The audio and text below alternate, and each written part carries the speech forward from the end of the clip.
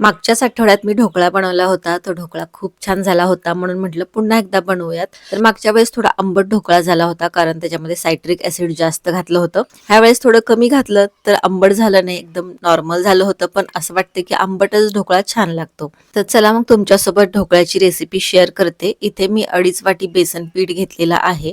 हे readymade packed बेसन पीठ आहे. त्याच्यामध्ये 2 चमचा मी रवा घातलेला आहे. जाड रवा किंवा बारीक रवा कोणताही घालू शकता. त्यानंतर मी अर्धा चमचा सायट्रिक ॲसिड घातलेला आहे. 1 चमचा जर सायट्रिक ॲसिड घातलं असतं तर अजून छान आंबट असा ढोकळा लागला असता. त्यानंतर हळद पूड, मीठ घातलेलं आहे आणि 1 मोठा चमचा जो आहे तो तेल ओतलेला आहे आणि 2 चमचे साखर घातलेली आहे. साखर घातल्यामुळे आपलं जे बेसन पीठ आहे ते छान फुलणार आहे. पहिल्यांदा विस्कने सगळं कोरडच मिक्स करून घेतलं, सगळे साहित्य जे आहे त्याच्यामध्ये घातलेलं ते. त्यानंतर मग मी थोडं थोडं पाणी घालून हे बॅटर जे आहे ते छान असं मिक्स करून घेतलं.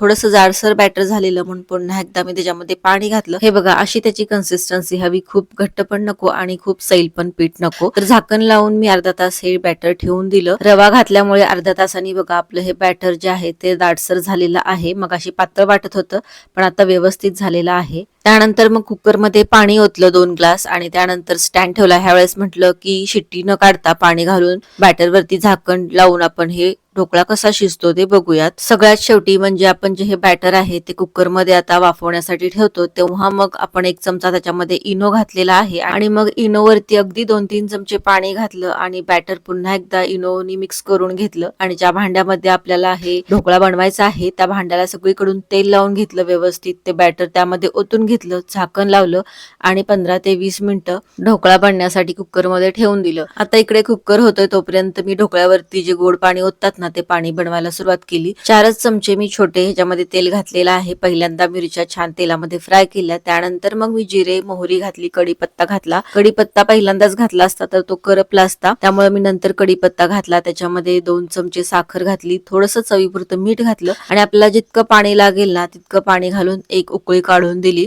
आणि आता आपला ढोकळा सुद्धा बघा तयार झालेला आहे. तर मुली शाळेहून आलेल्या होत्या आणि त्यांना कधी एकदा ढोकळा खाईन असं झालं होतं. मी इकडे भाजी चिरत बसले होते हॉलमध्ये, तर तसंच त्यांनी मला इकडे ढोकळा आणून दिला आणि कापून दे म्हणून मागे लागल्या. ढोकळा अजून थंड व्हायचा होता, म्हणजे कोमट व्हायचा होता, तरी सुद्धा मी त्या भांड्यातून काढला, त्यामुळे थोडासा खालच्या बाजूला तो फुटला. पण ढोकळा खूप छान फुलला होता आणि चवीला पण छान झाला होता. तर तुम्हाला ही रेसिपी कशी वाटली मला कमेंटमध्ये